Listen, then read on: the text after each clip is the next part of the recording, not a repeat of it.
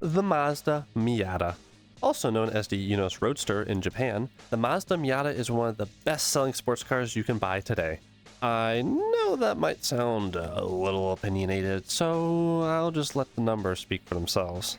At the end of August of 2023, just under 1.2 million Miatas have been produced since their introduction in 1989. Put that in perspective, in May of 2023, it was reported that Porsche had produced about 1.2 million 911s since the model's debut in 1964. The Mazda is 25 years behind and is quickly catching up to the Germans in the big leagues. So the numbers look pretty good on paper, but why was the Miata so popular? Well, first things first, let's look through some of the roadsters of this era. Turns out, the roadster market was sort of MIA before the Miata came along. The only two real roadsters floating around during this time was the Porsche 911 and the BMW Z1, an expensive air-cooled sports car and a mechanically complicated coupe. So we have an undersaturated market with cars ranging in the 30 grand range for 1989. And on top of that, the Japanese economy in 1989 was burning quite bright like a star about to go supernova. This was during Japan's bubble economy from 1986 to 1991. I was not exaggerating about that supernova. The economy was literally overheating itself, which is why the bubble, inevitably bursted. So what did Mazda do during this period of time? They released a roadster that cost much less than its competitors. Brilliant business move. And that, creatures of all species, is the reason why the Miata has been so successful. A simple, lightweight, inexpensive sports car that reintroduced what a roadster can be to the world. And it's made for relatively younger drivers. Think no retirees Corvette. And on top of that, almost anyone can reasonably afford this speedy nugget without dropping all the way into debt. Just as long as the interest rates don't go through the roof. Aw. That's problematic. Looks like you won't be buying a brand new Miata unless you won't be paying 9% APR on your loan. So how about we look at some cheaper, more used alternatives? So every creature wants the NA Miata, but the NA Miata is over 37 years old. Most of the creatures watching this video weren't even born when it came out, but who am I to judge? I only came to this planet a couple months ago. It just seems overrated. I recommend finding something a little bit more modern, like the NC generation. Depending on the mileage, they can range from 20 grand, ouch, all the way down to 8 grand, for a fun, cheap weekend car. Now, if your TikTok fried brain hasn't made you click off yet, you may have noticed me referring to the models as the NC and the NA. They stand for Naturally Aspirated and New City, York. I've just pissed off every single Miata fanboy, and they're all angrily typing in the comment section right now. But please do, it boosts engagement. These refer to the different generations, sort of like the Corvette and all of its Cs. But instead of being in numerical order, this uses letters, so it's in alphabetical order. Like this is the NA Miata, our first generation, and then the ND over here is our fourth generation. Let's explore some of these generations just a little bit more. Unlike the Corvette, this doesn't have an 80-year history to cram into a section that most creatures are probably going to skip. But we do still have some things to cover. So I'm going to keep this interesting. Aha! I know. Let me call in some favors real quick. I'll be right back.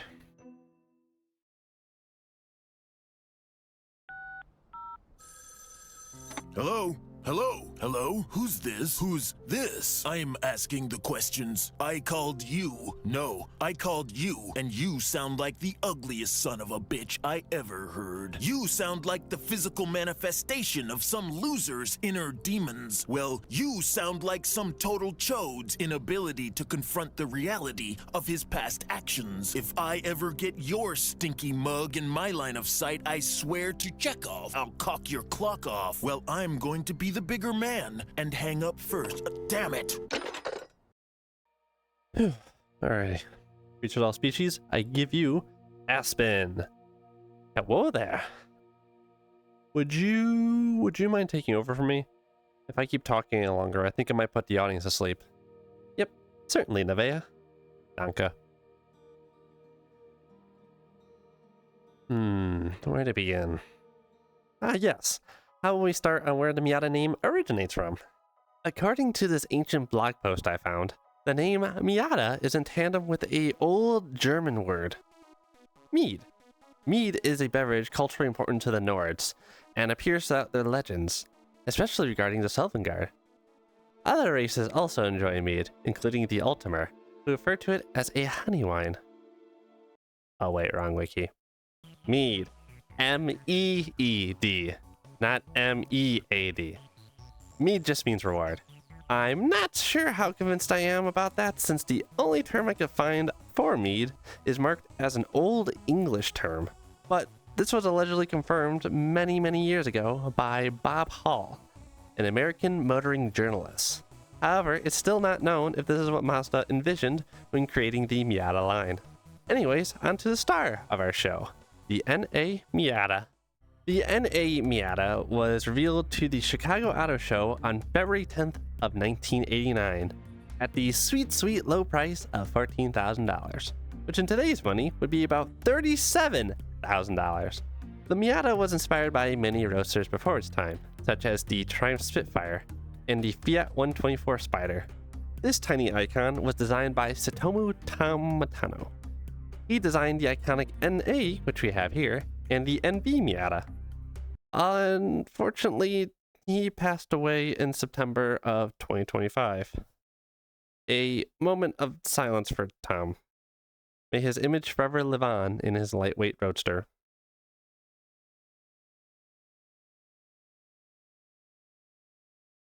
The NA Miata only weighed in about 2,210 pounds and was equipped with a 1.6-liter four-cylinder engine, being the B-Series engine, and later in its life will receive a slightly larger 1.8-liter engine. The NA was produced all the way up until 1997, being replaced by the NB Miata.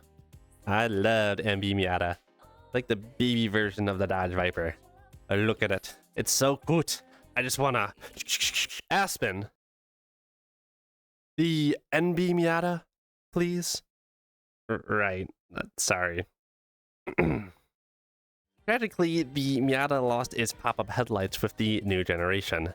These had to fade away due to new pedestrian safety regulations. I'm sure it's because the government wants to keep its citizens safe on American roadways and won't backfire in any foreseeable way. The NB was produced all the way from 1998 to 2005, receiving a mid-cycle facelift in 2001. This Butte would have costed in the range of about 20 grand in 1998, which would be about 40 grand in today's currency. That's a pricey Miat. Now onto the NC generation. The NC kind of looks like one of those plastic toy cars that they would give us in the labs. I like it. This generation lasted about 10 years, from 2005 all the way until 2015. It features much more modern amenities such as traction control and stability control. The engine was also quite large too, being a 2-liter engine compared to the puny 1.6 and 1.8-liter engines of the previous generations. And now that brings us over here to the ND Miata. I do admit, the exterior is a little flashy compared to the goober look of the previous generations. The Miata seems to be losing its cuteness factor. This was also sold under Fiat as the 124 Spider, be that with a smaller engine, surprisingly. So I did the math. Well, Nevea did the math because they're smart. But I did the math. On average, there is a new Miata every 8.3 years. So theoretically, if the last Miata is the NZ, we have about 216 years of Miata. But here is the caveat. The ND Miata has been on the market for 10 years. Hasn't even had a mid-cycle facelift like the one in 2001. This is the exact same car that they've been selling since 2016. So now the question remains, where is the Miata? Mazda? Or in this case, where's the next Miata? And with my job now done, back to you, Nevea. Yes, thank you for that, Aspen. Now, with all of our history lessons out of the way, we can... What the heck does that sign say? Remember to like and subscribe if you're enjoying the video. That sounds like a dumb thing to be asking right about now. We're not even done with the video yet. How will the humans know if they fully enjoyed the video? That's a good reminder, Nevea. No. I think it's kind of foolish to be asking them now. We haven't even gotten to the nitty-gritty details of the two Miatas that we have behind us. Ask them at the end of the video. Ay, ay, ay. Now, if our history lessons out of the way, let's dig into the two vehicles that we have on the showroom floor behind us. Starting with everyone's favorite pocket rocket, the NA Miata. If the Miata had a proper definition, it would literally just be a picture of this car right here. But it'd be red. Our producer was tired of the last two vehicles being red, which is why this one is not red. This is British Racing Green. If you ever approach a NA Miata, one of the first things you'll notice is how small it is. Well, duh, no shit, it ain't no conspiracy that it's a small car. But this is like micro car size, at least by modern day standards. As an example, here's it next to a Ford Mustang. That is one big boss. This has a very visually pleasing body shape. It's just so inoffensive and happy. Like an XP when they find a very specific drug. According to our producer, it would be a cardinal sin not to mention the pop-up headlights, even though Aspen already did that. They have pop-up headlights. But more interestingly, if we take a look at the mirrors, note how far back they're pushed. They're almost at the center of the door. I'm sure that's because of the window frame, but it's a neat detail for such a basic roadster. Ooh. I am in love with this interior. It's about as complicated as a modern Chevy Express van. You see, while you humans have fingers, I have to deal with these. And that's why this interior is king. Everything in here has a physical button I can press with the end of my nail. Can't frickin' do that with a touchscreen.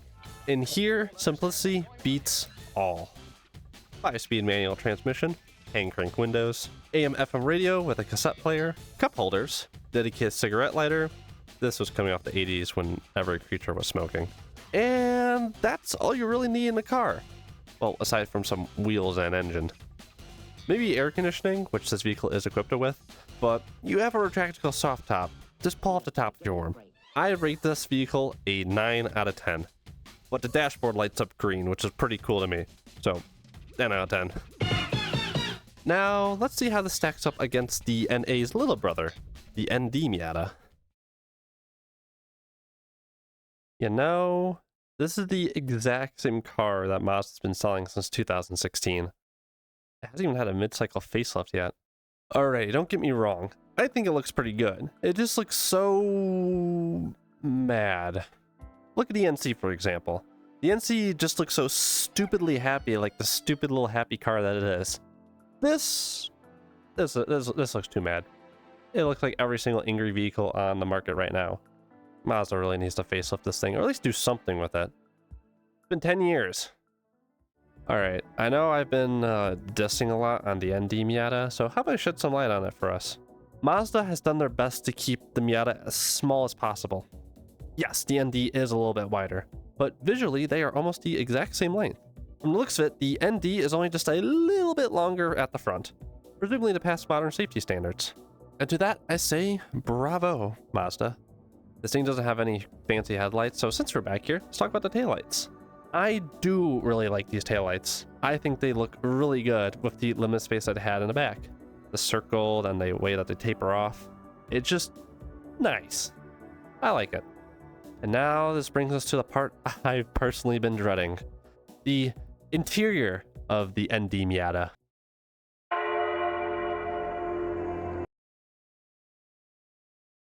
I don't like it.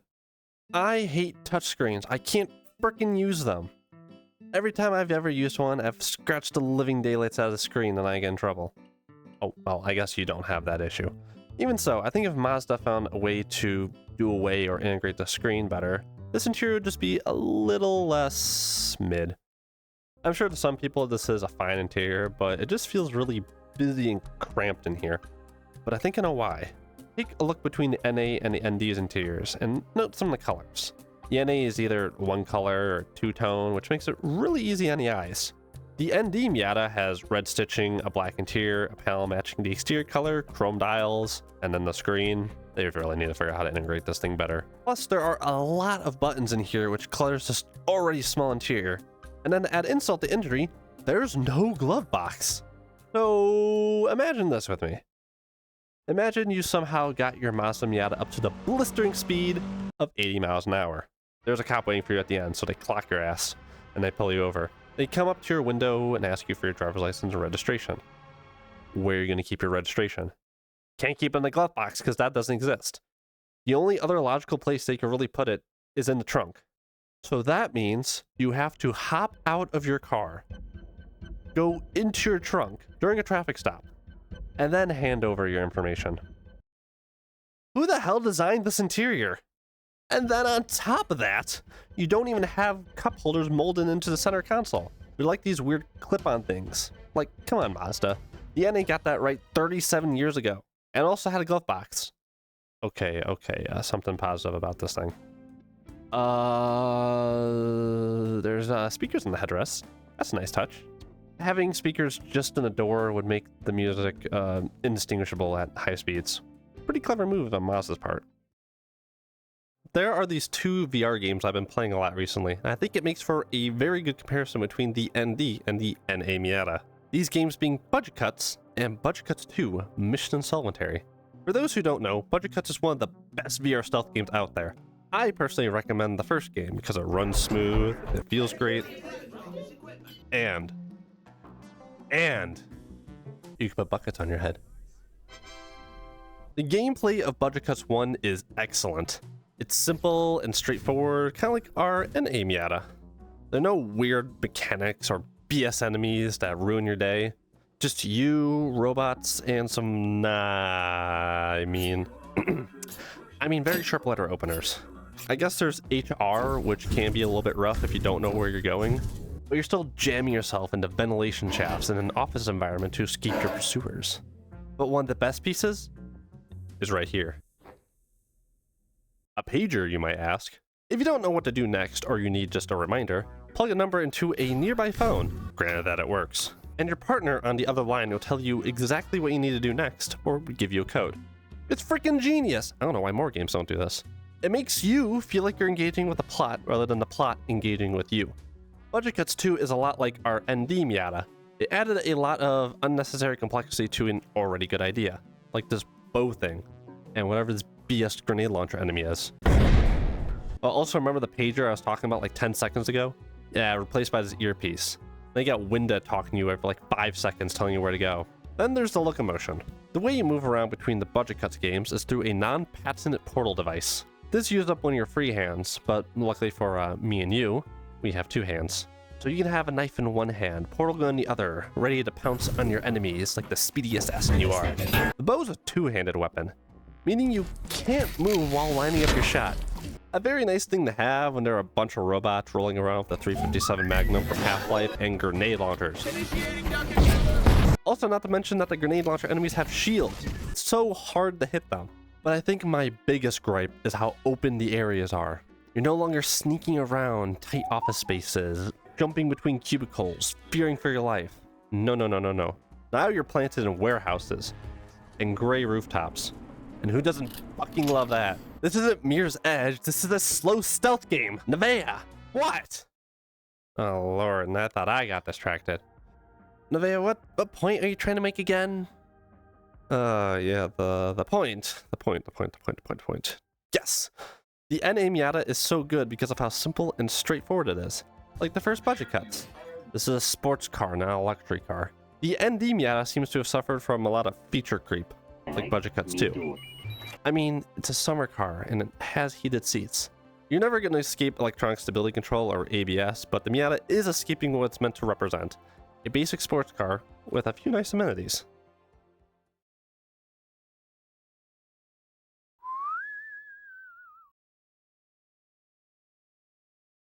I guess I'll be taking over since Nevaeh is currently complaining to our producer about budget cuts. This is typically the part of the show where we take the vehicle that we reviewed and then we pin it against another vehicle. So let's get out of this stuffy hangar and out onto the drag strip.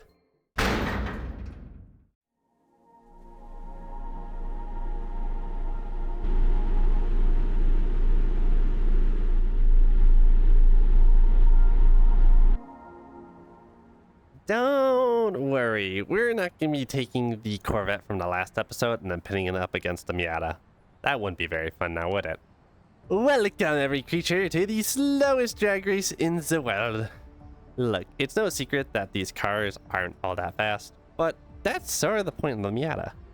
When you look at the stats on paper, it's pretty clear on who is going to win this race. The NA Miata uses a 1.8-liter 4-cylinder engine, making just shy of 130 horsepower. The ND utilizes a much larger 2-liter engine, making about 160 horsepower, give or take. It seems pretty clear cut and dry that the ND is going to win this race. But now the question is, by how much? The ND weighs in at about 2,332 pounds.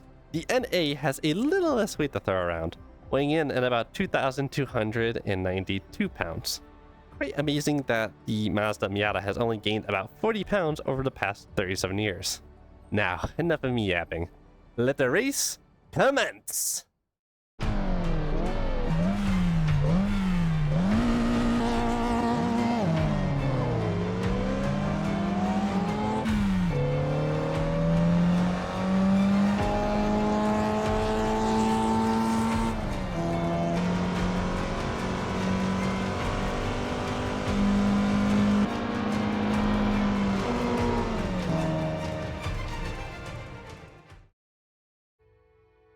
I have the results from that run. The NE Miata did a 31.3 second run on the 1 kilometer straight, barely getting over 100 miles an hour. The ND was much faster, running a 29.4 second run, reaching speeds closer to 110 miles an hour. It wasn't really much a surprise that the ND won, but this was for science. And according to this very legitimate chart that the producer gave me, the more you screw around, the more you find out. And consequently, the more you know. And now, on those results, back to the hangar. You know, Aspen, for how small this car is, this is a long episode. Alright, me and Aspen were brewing up a conclusion for this episode, and what we've concluded is that the Mazda Miata needs a facelift and also needs a glove box. Yep. Anything else? Oh, no, that's all I got to add. What? That's it? That's all you have to say?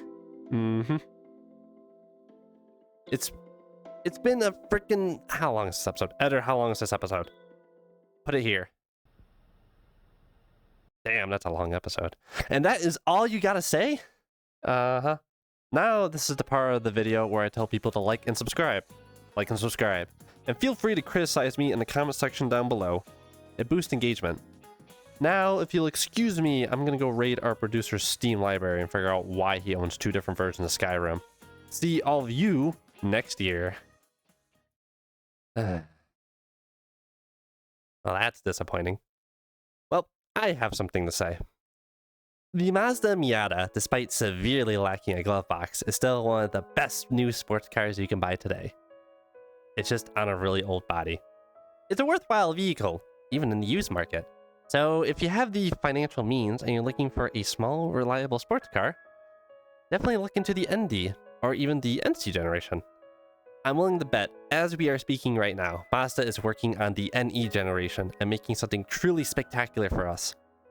But mainly, I think Nevea is just hoping that they fix the touchscreen. How do I close out of these? Never close out a video. I got something. Remember to be excellent to each other. And I'll see you in the distant travels, my friend. Oh, also, Nevea wasn't joking when they said see you in a year. I'll see y'all in 2027 when we finally review the Toyota GT86. Or is it the Subaru BRZ? Oh wait, no, was this high in FRS? Nobody tells me these things.